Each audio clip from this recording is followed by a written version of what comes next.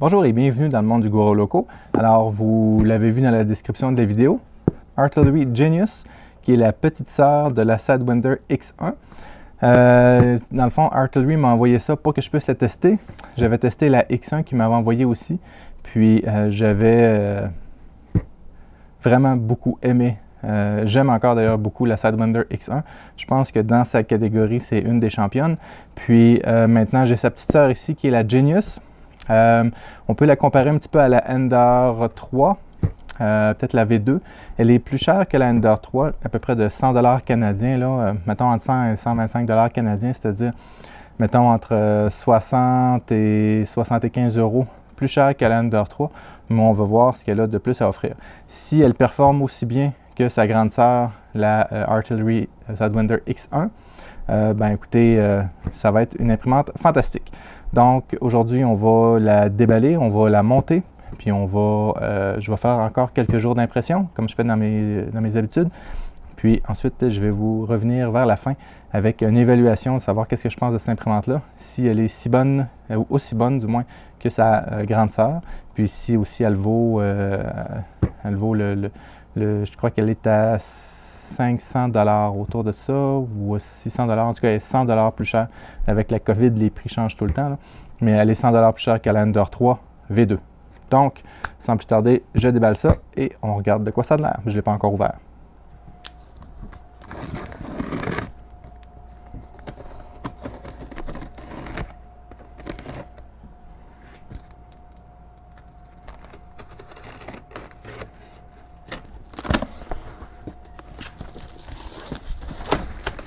Alors, mousse noire, comme c'est classique. Oh, il y a de quoi qui a bougé dedans, on dirait.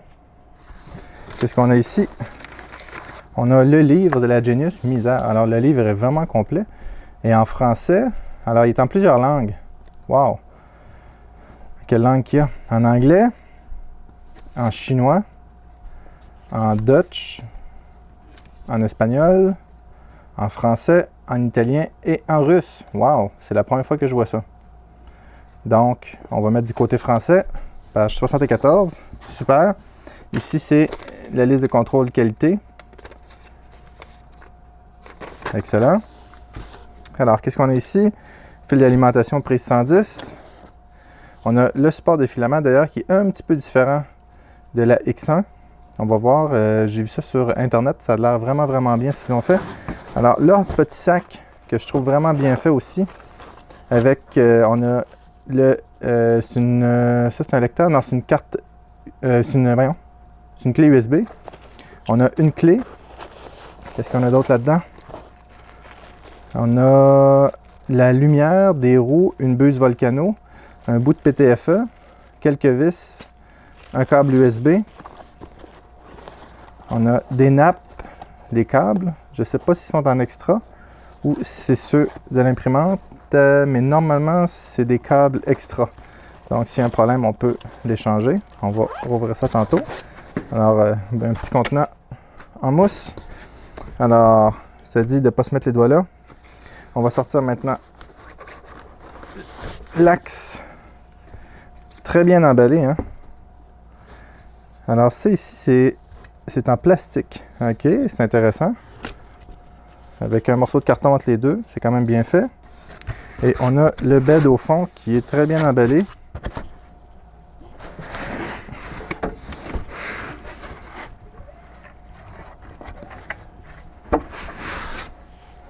Excellent.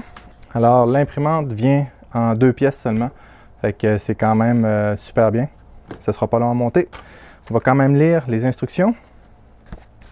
Alors les instructions, c'est de mettre cette partie-là sur cette partie-là et de brancher les fils. Ça ressemble à ça. Donc, je vais enlever les attaches.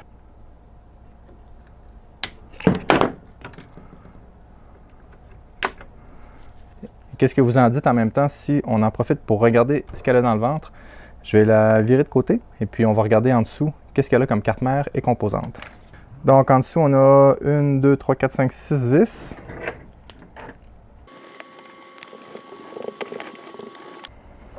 Alors ici, il y a un seau que si j'enlève, la garantie est brisée. Donc la garantie est maintenant brisée. Donc on a une MKS Gen L avec 5 drivers. 1, 2, 3, 4, 5. Alors, j'imagine que les deux axes Z sont indépendants. Alors, ce qui est une bonne chose. Sinon, il y aurait deux extrudeurs. Alors, 5 drivers. Ensuite de ça, on voit ici l'alimentation qui semble être 150 watts. Si vous vous dites que c'est pas beaucoup, eh bien, c'est suffisant en masse parce que l'alimentation alimente uniquement que la carte mère. Parce qu'ici, j'ai un relais pour le 110 volts, c'est-à-dire mon bed chauffe sur le AC. Ensuite de ça, j'ai où est-ce que mes nappes, les genres de câbles plats viennent se connecter. Ici, j'ai mon écran et mon connecteur USB et SD carte SD ici. Puis, ici, j'ai mon moteur avec la garantie qui était maintenant annulée. Ici, j'ai un fusible de disponible. Puis, ici, j'ai une structure qui tient à mes côtés. C'est du... Ça semble être du 40 par 40 ici. Oui, alors c'est une structure de 40 par 40 avec des barres transversales ici. Puis ça, c'est bien, hein? Ils ont mis une petite pièce pour tenir les câbles dans la structure. Donc, carte mère facile à réparer. Carte mère facile à remplacer. Aussi facile à reprogrammer si le besoin est. Donc, puis qu'est-ce que j'ai de connecté dessus? Alors, c'est pas mal le standard. Donc, alors, processus d'installation plutôt simple. J'ai enlevé les attaches. Maintenant, je passe mon axe ici comme ça sur le dessus. Et puis, mes profilés d'aluminium devraient rentrer un peu dans la structure et de 1 et de 2. Et voilà, facile comme tout. On met ça sur le côté. Et maintenant, j'ai mes 4 vis. 2 vis ici, 2 vis en bas.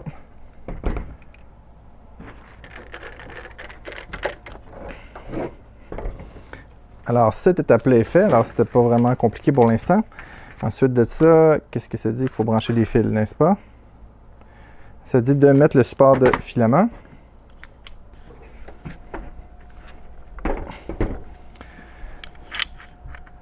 Alors, le support de filament, il y en a un qui est fixe, qui vient ici. Et puis l'autre, que je dois enlever la petite vis. Comme ça ici. Et puis, dépendamment de la bobine, je peux le déplacer comme ça. Je trouve que c'est une solution fantastique. Excellent. Ici, j'ai mon détecteur de filament. Je crois que je vais devoir passer à l'intérieur. Et voilà, détecteur de filament branché. Maintenant, j'ai mes câbles des Z ici.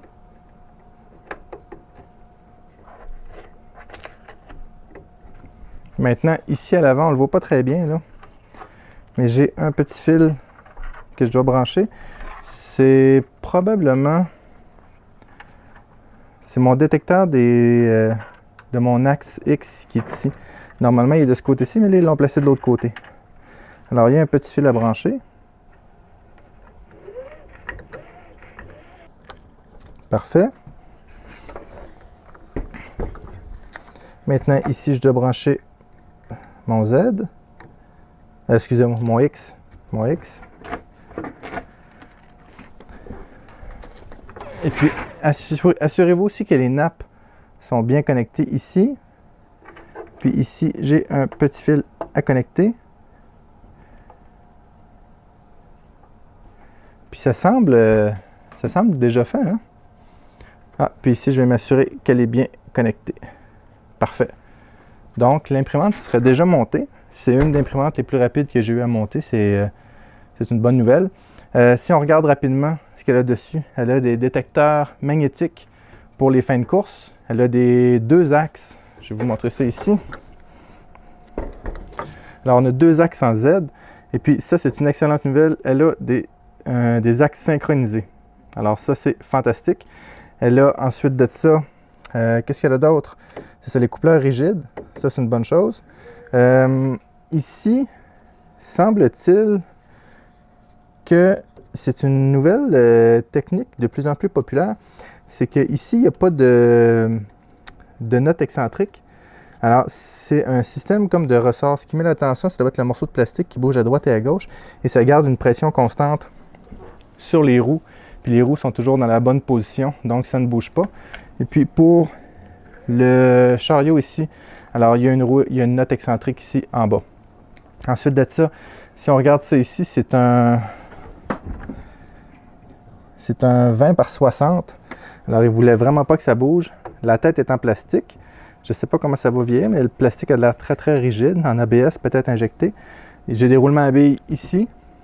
Puis, j'ai un direct drive ici avec un extrudeur de style Titan que j'aime bien. Un ventilateur, c'est un 40-20 radial qui normalement refroidissent très, très bien. Puis, on va regarder le bed maintenant. Alors, j'ai de l'isolation sous le bed qui est très pratique. Puis le bed est AC, hein, donc il doit chauffer très, très vite. Alors, le bed est sur le 110 volts. Je vais essayer d'enlever le petit collant parce qu'il n'aimera pas lorsque ça va chauffer. Et puis, le collant est resté sur le bed. On enlève l'autre petit collant. Je vais le nettoyer à l'alcool parce qu'il reste du collant sur le bed, donc je vais le faire partir. Bon. La seule chose, c'est que ça ne va pas venir avec des petites pinces coupantes, mais ça, j'en avais déjà, donc c'est pas un problème. J'ai nettoyé le bed. Maintenant, on serait déjà prêt à imprimer. Alors, je vais prendre la clé USB. Je vais partir l'imprimante. On va regarder le menu aussi, de quoi qu'il y a de l'air. Il doit ressembler pas mal à celui de la Sidewinder X1. Donc, je vais mettre l'alimentation là-dessus et on va regarder comment est-ce qu'elle va. Jusqu'à date, ça va extrêmement bien. Il faut vérifier aussi la tension des courroies. Les courroies sont bien tendues, donc excellent. Donc, je vais prendre un filament, mettre la tension et on va regarder de quoi ça a l'air.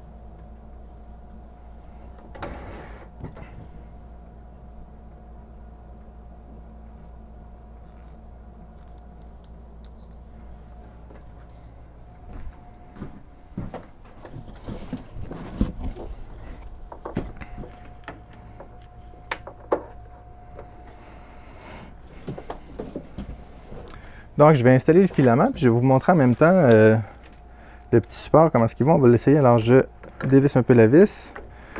Je l'ajuste. Il est bien aligné, comme c'est ici. Parfait. Et je resserre la petite vis à l'arrière. Parfait.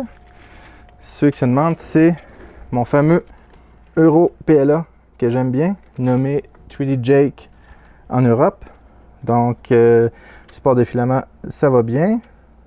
Le détecteur de filament, facile à mettre. Et puis, on va regarder maintenant, c'est ici. Ça rentre comme un charme. Excellent. Alors, évidemment, on va enlever le petit plastique. Et voilà, pour que je puisse mettre mes empreintes digitales dessus.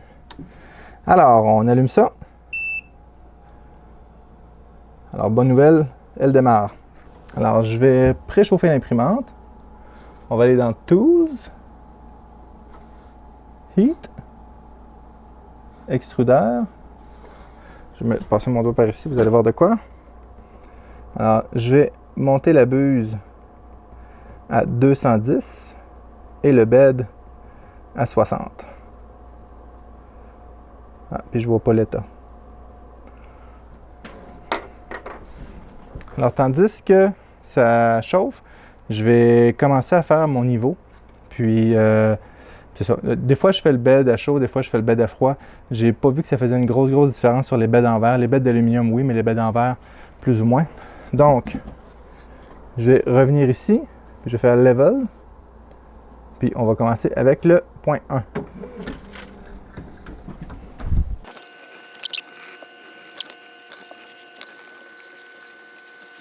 Et voilà, dans ce cas-là, ça a été vraiment pratique de faire le bed à chaud parce que j'avais du filament sur le bout de ma buse. Et on voit que j'ai mis un filament rouge, puis il y a du filament noir qui sortait de la buse, donc elle a vraiment été testée. Puis le bed aussi était à la bonne hauteur, dans le sens qu'il était plus bas que ma buse. Donc ça évite qu'il ma buse au début vienne frapper contre mon bed. Ce qui est une excellente nouvelle. Donc, alors, si on regarde le centre maintenant,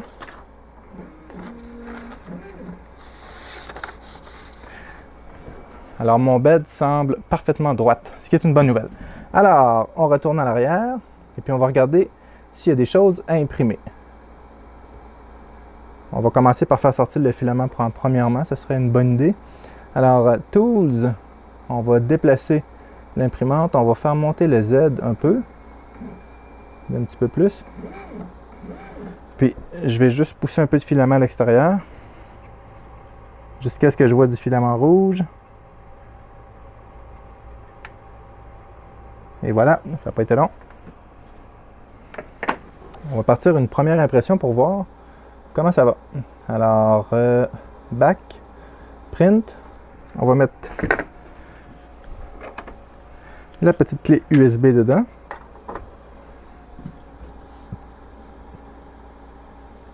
Alors, il semble avoir des modèles ici.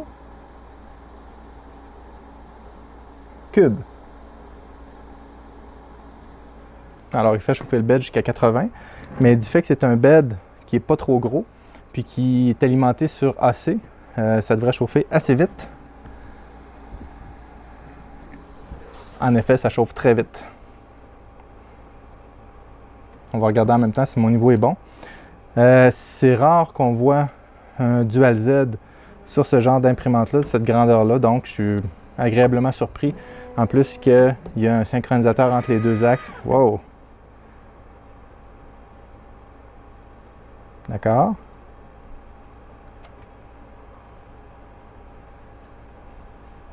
Alors 80 degrés, c'est chaud pour les doigts.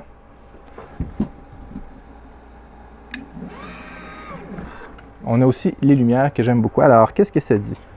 Ma première couche semble belle. Elle est très silencieuse, hein? J'entends un petit peu un ventilateur, mais à peine.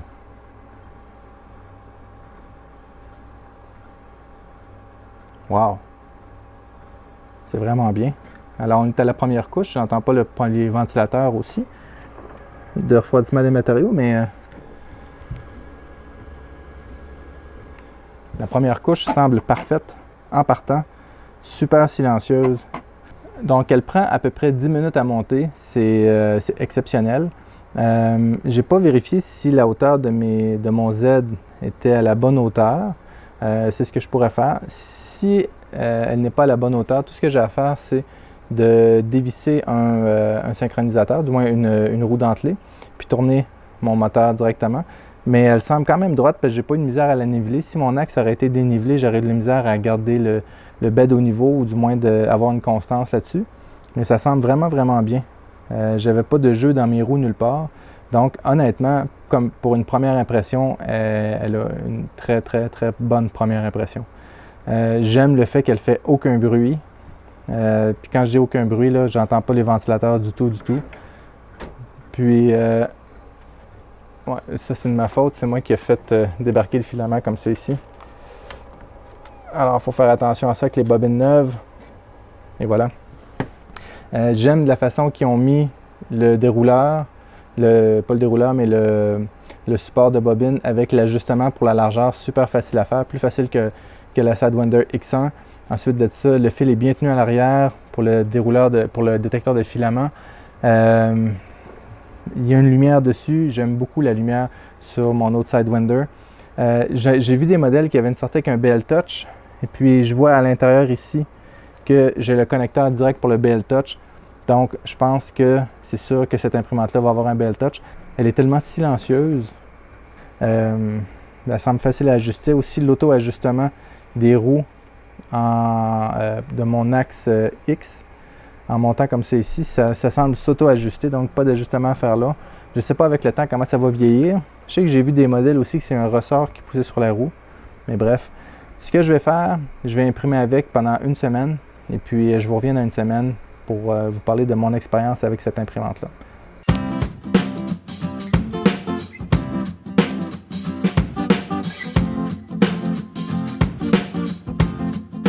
Bon, alors ça fait déjà 2 semaines, à peu près 2 semaines que j'imprime avec. Et puis écoutez, je vous dis, cette imprimante-là, c'est quelque chose. Je veux juste passer un petit peu à travers les features ou les options de cette imprimante-là, ce qui vient. Ça vaut vraiment la peine. Puis après, je vais vous donner mon opinion sur cette imprimante-là. Il faut commencer par le bas. Carte mère, c'est une Gen L avec des drivers 2208. La Gen L, c'est une 8 bits. C'est pas une 32 bits. Cependant, ce genre d'imprimante-là, j'aurais même pas besoin d'une 32 bits parce que j'atteindrai pas la vitesse qui limite les 8 bits. Donc, personnellement, ça ne me dérange pas d'avoir une Gen L dedans. Puis sur une Delta, ça serait un peu plus gênant, mais pas sur une cartésienne. L'autre chose, les Gen L ont fait leur preuve, beaucoup de documentation, facile à modifier, facile à changer les drivers. Donc, je trouve que ça fait la job. C'est sûr que 32 bits, ça fait un petit peu plus 20-20. 8 bits, personnellement, je trouve que c'est correct. 2208, oui, je sais qu'il y a les 2209 qui sont plus puissants, qui offrent du moins plus de puissance. Cependant, je n'ai pas vu que j'avais besoin de plus de puissance sur cette imprimante-là. Le bed n'est pas grand, donc 2208 fait amplement la job, donc bonne carte mère. Ensuite de ça, écran TFT, écran tactile, facile à reprogrammer. C'est une 2.5 pouces ou une 3... Moi, je pense une 3.2 à peu près. Faudrait que je vérifie, mais elle va super bien. C'est un MKS TFT. Donc, c'est pas la même chose que sur la Blower. La Blower, c'est une MKS Robin avec une MKS TFT pour la Robin, tandis que celle-ci, c'est vraiment une MKS TFT là, qui se connecte dans le port auxiliaire 1 de la carte mère. Ensuite de ça, qu'est-ce qui est pratique, c'est que je peux utiliser port USB ou carte SD. Je trouve ça le fun, les clés USB, parce que je ne suis pas obligé de passer par mon adapteur. Je mets directement la clé dedans. Sauf que j'ai remarqué quelque chose, quand je prends la clé USB, des fois, à la première ligne, il fait une ligne bizarre sur le bed. Ça ne fait pas ça quand j'utilise le SD. Donc, je ne sais pas si c'est un temps de lecture ou quelque chose de même, mais bref, c'est pas trop un problème, là. À date, j'ai pas vu que c'est un problème. Ensuite de ça, détecteur de fin de course, c'est des détecteurs de fin de course inductifs. Donc, puis étrangement, il est ici, il n'est pas de l'autre côté. C'est-à-dire qu'il n'y a rien de mécanique. Je ne sais pas si c'est plus précis ou moins précis, mais j'ai aucun problème de niveau du bed. Ensuite de ça, le bed, c'est un bed qui se chauffe sur le 110 volts ou 220. Il chauffe extrêmement vite. En moins de 2 minutes, je peux le monter à 80 degrés. Donc, ça, c'est vraiment bien. En plus de ça, qui est isolé, puis il est collé sur une plateforme d'aluminium. Ça, j'aime un petit peu moins ça. Du fait qu'il est collé sur une plateforme d'aluminium, si je veux le changer, c'est plus compliqué. Alors, je dois couper l'adhésif, remplacer l'adhésif, tout ça. Mais je peux aussi simplement acheter tout le bed si je casse mon verre. Puis si je veux changer le verre, ben c'est ça, c'est un petit peu de trouble. Il faut que je mette un verre par-dessus. Puis là, le bed commence à être pesant. Mais à date, j'ai eu pas mal de succès. Je vais vous en reparler avec le PG avec ça tantôt. Ensuite de ça, si on monte un petit peu plus haut, on regarde au niveau de l'axe des X et de la tête. Tête d'impression, c'est la même chose que la Sidewinder X1. Le bon côté des choses, c'est qu'ils ont mis le connecteur directement pour le BL Touch ici en arrière. Je vous montre une photo là. Puis donc pour mettre mon BL Touch, j'ai déjà désigné le support qui va se fixer en arrière du ventilateur. Puis le fil va simplement rentrer ici. Et voilà. Facile. Ça, c'est une bonne chose. En passant, je m'excuse pour le bruit. J'ai une imprimante ici, ma vieille Tornado, qui est en train d'imprimer au maximum de sa vitesse puis qui se lamente un peu. Donc, excusez-moi pour le bruit de fond. Ensuite de ça, qu'est-ce qu'on a? On a une buse Volcano avec une chaussette de silicone. Excellent. J'ai pas eu d'obstruction, j'ai pas eu de mauvais refroidissement dans le pont ou le heat break en anglais. Ensuite de ça, super rigide. L'axe est vraiment, vraiment rigide. La tête ne se promène pas. Il n'y a pas de lousse. Même si j'imprime vite, ça va quand même bien. Extrudeur Titan. Donc, ça va quand même bien avec une petite vis d'ajustement ici à l'arrière. Je trouve que la petite vis, c'est un petit peu difficile d'ajustement. Il aurait peut-être pu la mettre en avant, mais c'est pas un gros deal là, pour les fois que je joue avec la vis d'ajustement. Donc, ça, c'est pour cet axe-là. Ensuite de ça, si on regarde au niveau du support, c'est en plastique.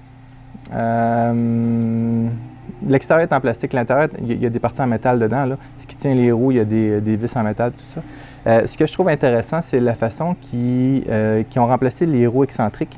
C'est le plastique qui vient mettre la pression dessus. Donc, même si la roue use un peu, elle va tout le temps garder la bonne pression. Donc, je trouve ça quand même intéressant. J'ai regardé un petit peu à l'intérieur, je ne l'ai pas ouvert, là, mais c'est quand même toutes des pièces en métal qui tiennent la roue. Donc, c'est quand même pas pire. Ensuite de ça, si on regarde l'axe des Z, double Z, ce qui est super bien. Les supports, les coupleurs, excusez-moi, sont en métal, sont semi-rigides, on va dire. Alors, ils permettent un peu de flexibilité. Ensuite de ça, il y a une synchronisation dans le haut avec roulement AB, ce que je trouve fantastique. Ce qui tient aussi la partie en laiton, supposément c'est patenté, là. Donc, c'est-à-dire qu'ils ont un numéro de patente. Ça va quand même bien, hein? J'ai pas eu de jeu, rien de ça. Ensuite de ça, si on regarde maintenant la tête est en plastique. Alors, j'étais pas certain. Ça a l'air quand même du plastique assez rigide. J'ai pas eu de trouble avec. J'aurais peut-être préféré un dessus en métal, mais comme j'ai pas eu d'ennui avec, puis que c'est pas une partie qui force énormément, je me dis, ben ça va peut-être faire l'affaire. Alors, j'ai juste un peu peur de la prendre par là, mais peut-être j'aurais mis juste un dessus en métal.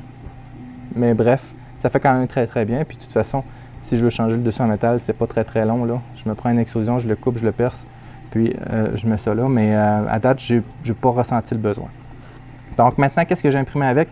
J'ai imprimé du PLA. Alors ça, c'est l'impression qui vient de base. On voit qu'il y a eu du filament noir dedans. J'ai imprimé un Benchy. Le Benchy sort... c'est un profil par défaut que j'ai utilisé en passant dans Idea Maker.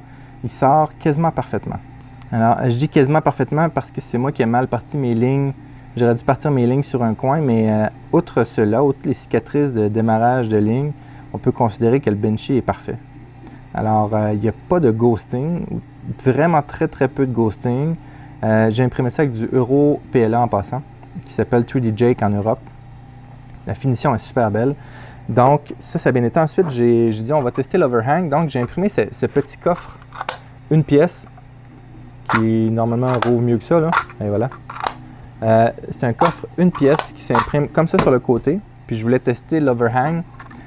Qui s'en est vraiment bien tiré, le pontage en français.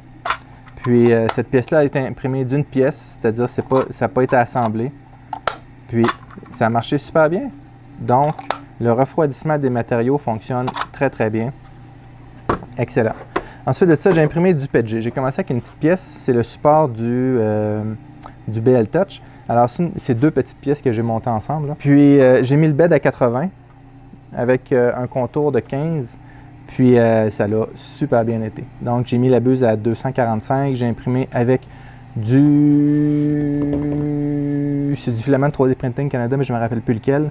Puis ça l'a bien été. J'ai dit, je vais essayer une plus grosse pièce. J'ai imprimé ceci, malheureusement, cette pièce-là. Je me suis trompé dans mon design, il a fallu que je la refasse. Mais ça l'a bien été, vraiment. J'ai mis un contour de 15, bed à 80, puis elle a collé tout le long. Pas de déformation. Rien. L'overhang est fantastique dessus. La fusion entre les couches est super bonne. C'est du PG de Eason, c'est encore lui qui est dessus. Puis, j'ai imprimé du TPU. Alors, je ne fais pas souvent des tests de TPU, je fais seulement du TPU avec les Direct Drive parce que j'aime pas ça avec les Bowden. J'ai eu beaucoup de troubles et je perds beaucoup de temps. Donc, celle-là est Direct Drive. Fait que j'ai imprimé du TPU. Première pièce, c'est un succès. Alors, je l'ai imprimé avec un contour de 15 à 40 mm par seconde.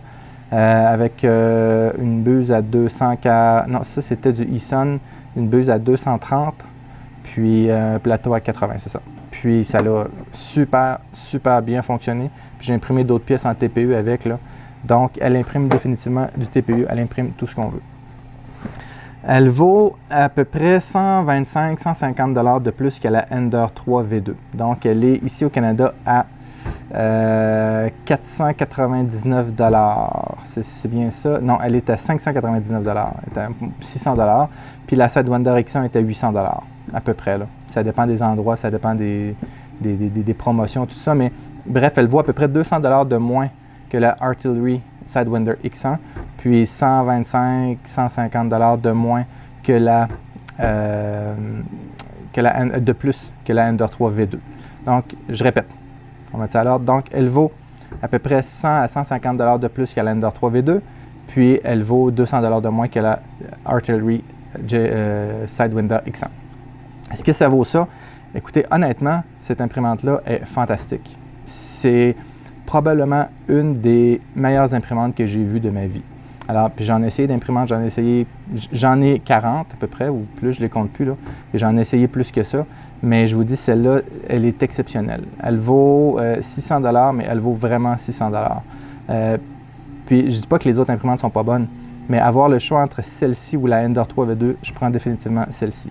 La raison est que j'ai rien à modifier dessus, puis je peux facilement imprimer du TPU. Avec l'Ender 3 V2 aussi, je peux imprimer du TPU, mais c'est un petit peu plus facile. Aussi, celle-là prend quelques minutes à monter. L'Ender 3 V2 prend un petit peu plus de temps. J'ai deux moteurs DZ, détecteur de filament, direct drive. Ensuite de ça, j'ai une petite lumière, j'ai une buse Volcano. La petite lumière, c'est pas tellement grave. J'ai une buse Volcano. La seule chose, c'est que le bed ne se décolle pas. La Ender 3 V2, par exemple, elle a une carte 32 bits. Elle est plus longue à monter. Je crois qu'elle vaut vraiment le 125-150$ de plus. Donc, celle-ci, c'est ma meilleure imprimante de 2020 avec sa grande sœur dans ces prix-là, avec sa grande sœur, la Sidewinder X1. C'est vraiment les deux championnes de 2020. Si je vous recommande des imprimantes, ça va être ceux-là, définitivement, parce que je peux imprimer toutes sortes de choses avec facilement. J'ai eu plus de succès avec ce bed-là que le bed de Creality pour imprimer le PG. Ce Creality est apporté à décoller un petit peu plus que celui-ci, donc le bed fonctionne super bien aussi. Le support de filament est totalement génial. J'aime énormément. Puis en plus, celui-ci, je peux l'ajuster facilement sur la largeur, là, juste à l'aide d'une petite vis en arrière. La seule chose que je me demande, c'est au niveau du support d'axe de mon X qui est en plastique, je me demande comment ça va vieillir. Mais on va voir avec le temps. C'est mon review pour cette imprimante-là. Je la trouve totalement géniale. C'est pas une vidéo sponsorisée. Vous savez que quand je trouve une imprimante pas bonne, je le dis. Quand je trouve qu'elle a des défauts, je le dis. Puis quand elle est bonne, je le dis. Mais celle-ci, elle est bonne. Alors, c'est vraiment... Les Artillery, c'est mon coup de cœur pour cette année. Je crois qu'ils ont fait des super beaux produits. J'ai hâte de voir une autre imprimante. Puis à vrai dire, il faudrait quasiment qu'ils sortent une Delta. Alors, c'est tout ce qui manque à leur gamme de produits. Ils sont un petit peu plus chers que les Creality ou que les Bluer. En passant à la Bluer, je n'ai pas parlé, mais en passant à la 220 par 220 par 200, laissez-moi regarder. Non, 220 par 220 par 250. Je parlais de la Bluer. La Bluer, c'est une super bonne imprimante. Elle est beaucoup moins chère qu'elle en plus. Puis elle va super bien. Donc, ça ne veut pas dire que si vous avez acheté une Creality, Ender 3 ou Ender 3 V2 ou une Pro ou une Bluer, que vous devez être déçu. Cette imprimante-là vaut vraiment plus cher que les autres imprimantes. Si vous avez acheté la Bluer est à la moitié du prix, à peu près autour de 300$. La Ender 3 Pro vaut la moitié du prix aussi. Donc, vous n'avez pas fait un mauvais choix, pas du tout. C'est une question de budget. Si vous avez 600$ à mettre sur une imprimante, vous pouvez y aller avec cette imprimante-là si la grandeur du bed vous convient. Si vous avez juste 600$ et vous voulez une plus grande surface, là, il y a d'autres modèles qui existent aussi qui vont pouvoir répondre à vos besoins, dont par exemple la Tornado. C'est un classique, là. Ça commence à être un vieux modèle un peu, mais elle va quand même bien, la Tornado. Donc, beau travail, Artillery. Vraiment une imprimante que j'aime beaucoup, que j'utilise déjà. Quand j'ai une pièce imprimée, bien, les deux premières imprimantes qui viennent en tête, c'est la Genius puis la Sidewinder. Puis, dépendamment de la grosseur de la pièce, je vais prendre lui ou l'autre. Ou dépendamment si j'ai déjà du PG dessus ou déjà du TPU dessus, peu importe. Donc, c'est mon review pour la Artillery Genius. Super belle imprimante. Je vous la conseille fortement si vous l'avez disponible. Je sais qu'au Canada, elle est BO, là, elle est backorder, elle est difficile à avoir présentement, là, mais il va sûrement avoir un lot qui va arriver bientôt. Puis sinon, elle est avec la Sidewinder qui est 200$ de plus, mais vous avez un plus grand bed. Puis aussi, toutes les composantes en arrière sont en métal. Ce que je recommande une ou l'autre, je recommande simplement les deux. Ça dépend de la grandeur de bed que vous avez besoin. Avant de remercier les supporters de la chaîne, je veux remercier 3 personnes qui m'aident énormément. C'est Loïc, Christophe et Marc, qui sont les administrateurs du groupe Facebook, qui font un travail fabuleux. Je ne vous remercie pas souvent, les gars, mais sachez que j'apprécie votre travail énormément. Vous entretenez super bien le groupe du Goro Loco sur Facebook. Merci aussi aux supporters de la chaîne qui sont ceux-ci.